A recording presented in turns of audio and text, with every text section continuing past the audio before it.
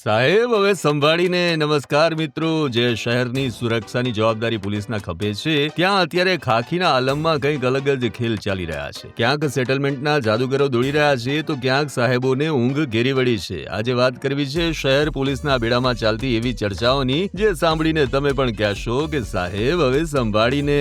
બેગાની શાદી મેં અબ્દુલ્લા દીવાના. જી હા, તાજેતરમાં એક સગીરને મારવાનો વિડીયો વાયરલ થયો. કાયદેસર કાર્યવાહી થવી જોઈતી હતી પણ અહીં તો પાડોશીઓ અબ્દુલ્લા બની અને કૂદી પડ્યા. બાળકના પરિવારને લાખોની ઓફર આપી કેસ દબાવવા માટે સેટલમેન્ટના જાદુગરો એક્ટિવ થઈ ગયા. હવે સવાલ એ છે કે જો માસૂમના મારનું પણ સેટલમેન્ટ થશે તો ન્યાય કોણ માંગશે?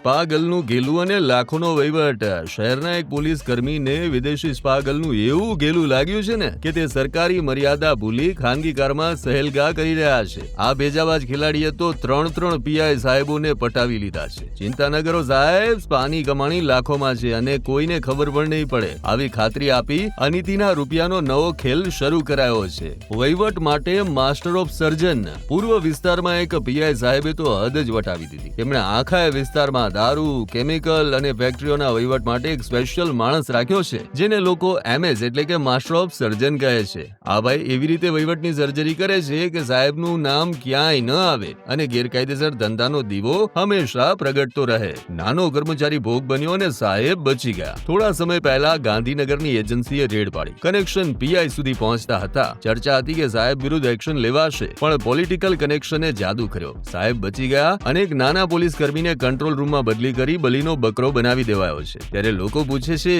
જવાબદાર કોણ? ટ્રાફિકના નામે ખિસ્સા ખાલી.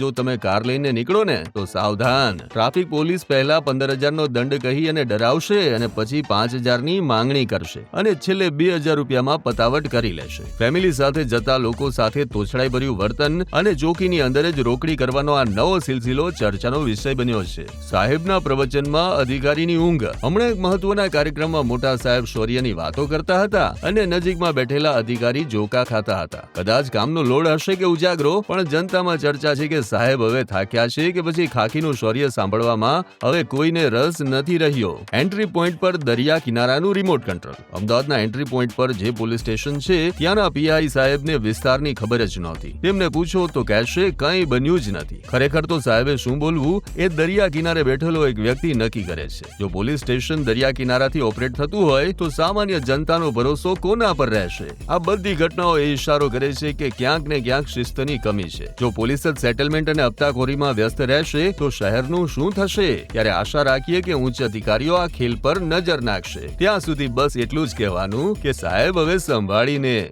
આવા જ અવનવા વિડીયો જોવા માટે ફોલો કરો IN Seconds.